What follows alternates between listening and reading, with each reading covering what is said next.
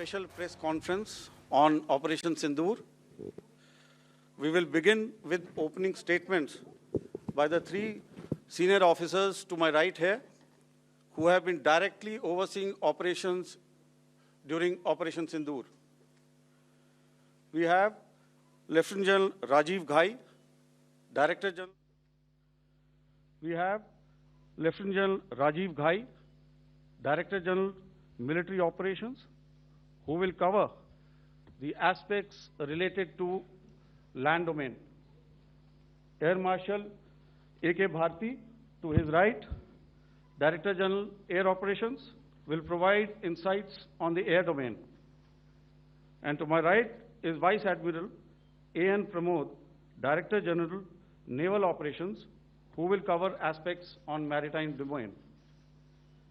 Following their briefings, we will move on to the question-answer session. I now request the DGMO to commence the opening brief. Thank you, Sandeep. A very good evening to all of you, ladies and gentlemen. You are all by now familiar with the brutality and the dastardly manner in which 26 innocent lives were prematurely terminated at Pahalgam on the 22nd of April. When you combine those horrific scenes and the pain of the families that the nation witnessed with numerous other recent terrorist strikes on our armed forces and defenseless civilians, we knew that the time had arrived to make yet another compelling statement of our resolve as a nation. Operation Sindoor was conceptualized with a clear military aim to punish the perpetrators and planners of terror and to destroy their terror infrastructure. What I do not state here, of course, is the often stated determination of India and its intolerance to terror. It set into motion a very diligent and microscopic scarring of the terror landscape across the borders and the identification of terror camps and training sites. The locations that emerged were numerous, but as we deliberated more, we realized that some of these terror hubs were now bereft of any presence and had preemptively been vacated, fearing retribution from us. There was also a term of reference and our own binding, self-imposed restriction to target only terrorists and thus prevent collateral damage. There were 9 camps that you are now all familiar with, which were confirmed by our various intelligence agencies to be inhabited. Some of these were in POJK, while there were others that were located in the Punjab province in Pakistan. Nefarious places such as Muridke, the hub center of the Lashkar-e-Taiba, has over the years bred infamous characters such as Ajmal Kasab and the likes of David Headley. What followed was a careful scrutiny of each of these sinister locations, their layout, configuration, even the type of construction in each structure, and the terrain obtained around these. This was with an obvious intent to deduce and identify the exact vector that was required for their neutralization, as also the eyes in the sky that we would send up to ensure that we brought back evidence that we had indeed targeted what we set out to.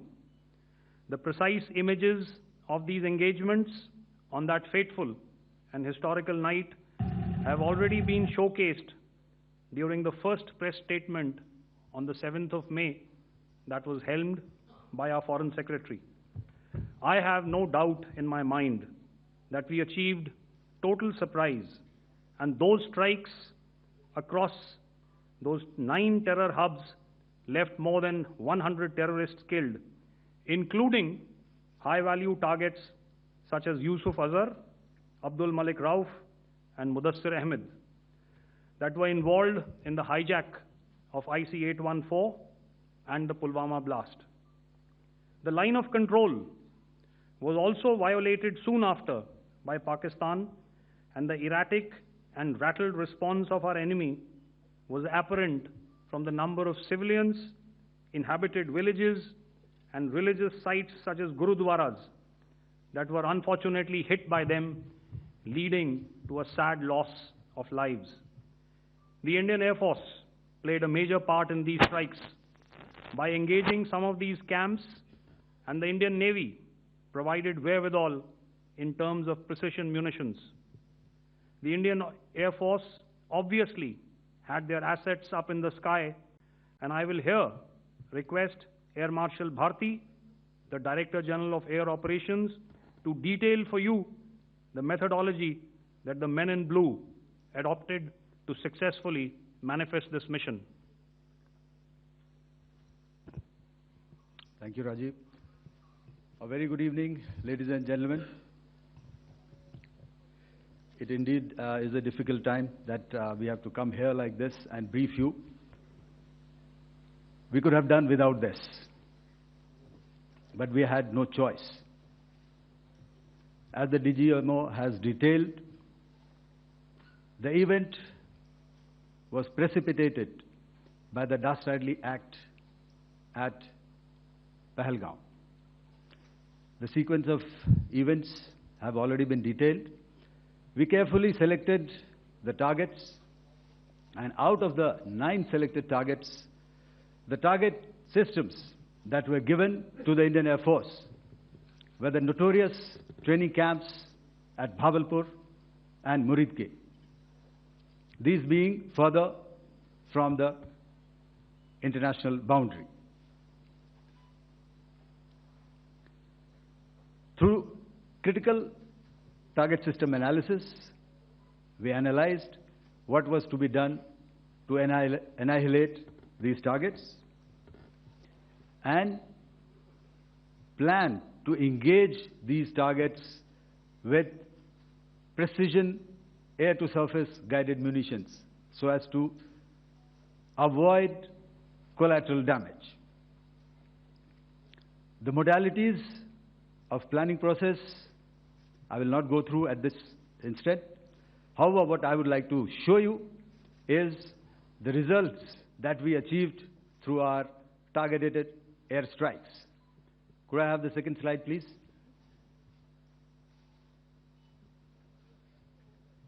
Yeah, change, please.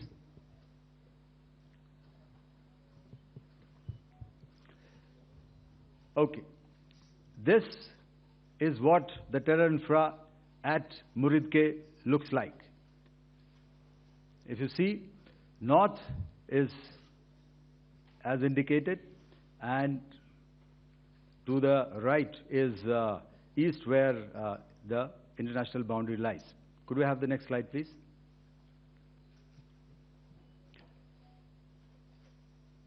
Orientating.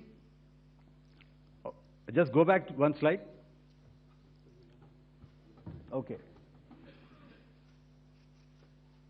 Please have a look at this red building, the series of buildings out here, and this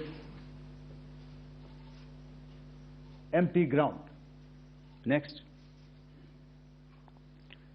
If you relate, the empty ground is here, and you see this is the first weapon that is impacting. This is the impact point number 1 on Muridke training camp with our precision guided weapons on early morning 7th.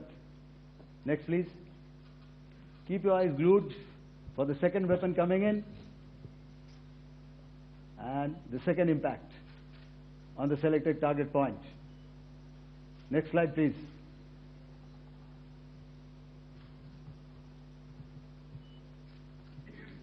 Third weapon, third impact. Continue.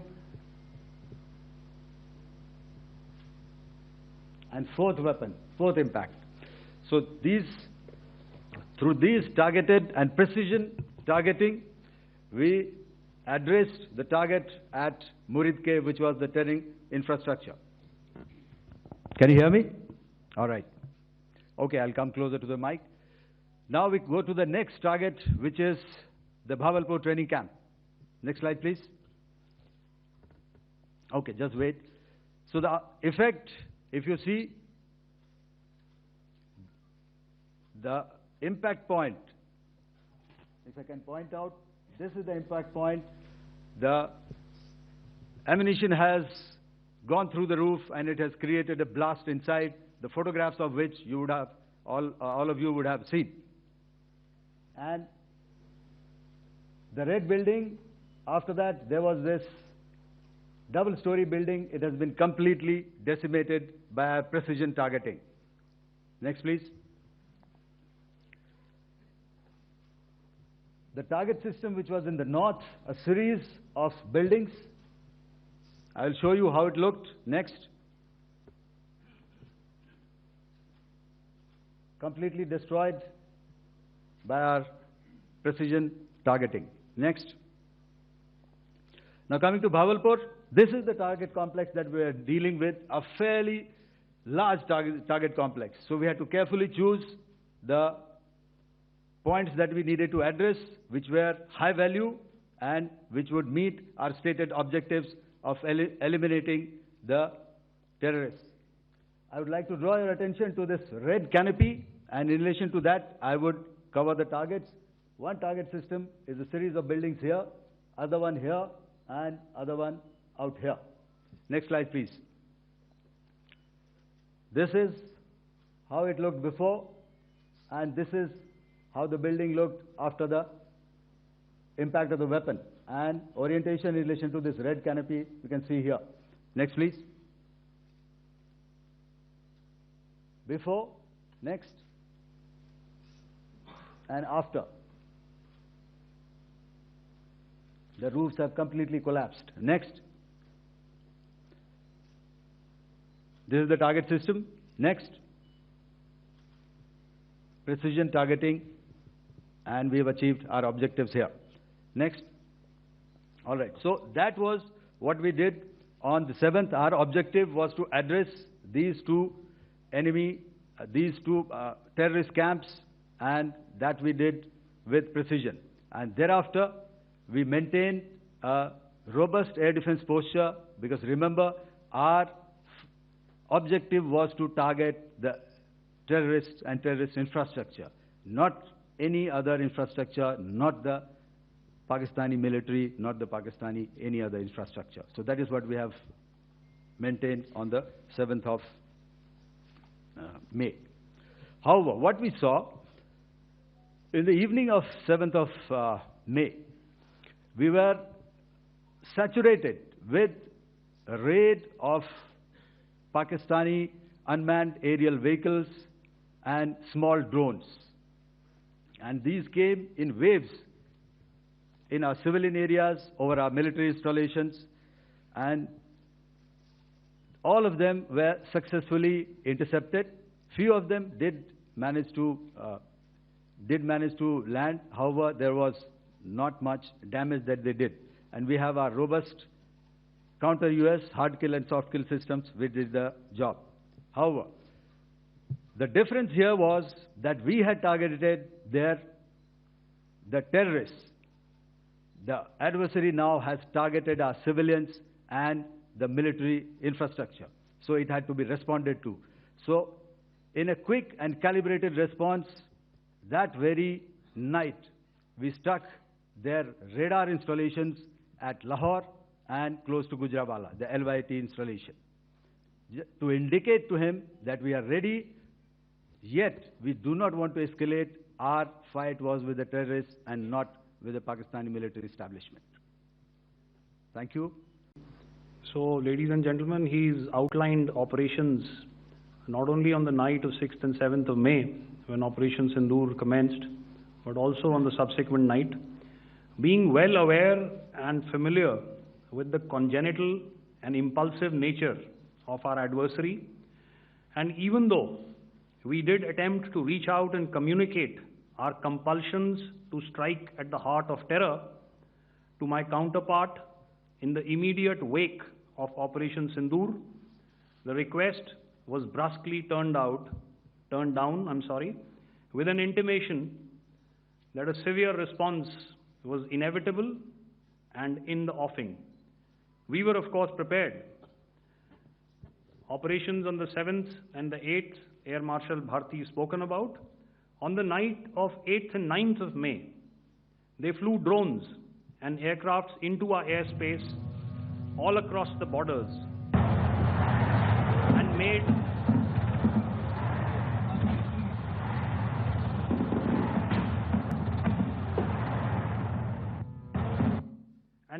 largely unsuccessful attempts to target numerous military infrastructure. Violations on the line of control by Pakistan also commenced yet again and precipitated into fierce arty engagements. The air operations on the night of 8th and 9th of May, I'll yet again request the DG Air Operations to cover.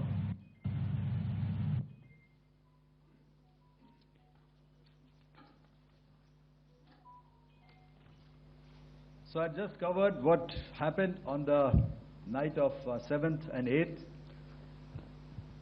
What we found that on the night of 8th and 9th, starting as early as 22:30 hours, our cities had a mass raid of drones, unmanned aerial vehicles, UCAVs, starting right from Srinagar, going down right up to Nalia.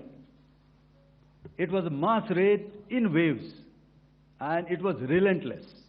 However, we were prepared, and our air defense preparedness ensured that there is no damage on ground or to any of the intended targets that the enemy might have planned for. The difference between 7th night and 8th night was that on 7th night, he sent in his Jihad class of UAVs, however, these UAVs can go some distance, they are armed. However, on the 8th, less numbers of armed UCAVs were there or UAVs were there, and more numbers of quadcopters, maybe for surveillance or just for harassment of civilians. This continued till midnight. Our air defense preparedness ensured that there was no damage on the ground, either to the military installations or to the civilians. However, the enemy had yet again shown that he wanted to up the ante and he wanted a fight, and we were up to the task. In a measured and calibrated response, we once again targeted his military installations, which included his SAM sites at Malirkant. This also included his surveillance radar sites at Lahore and close to Gujranwala. These were suitably addressed, and thereafter his drone attacks continued even till morning, which we countered, and during the daytime there was some respite.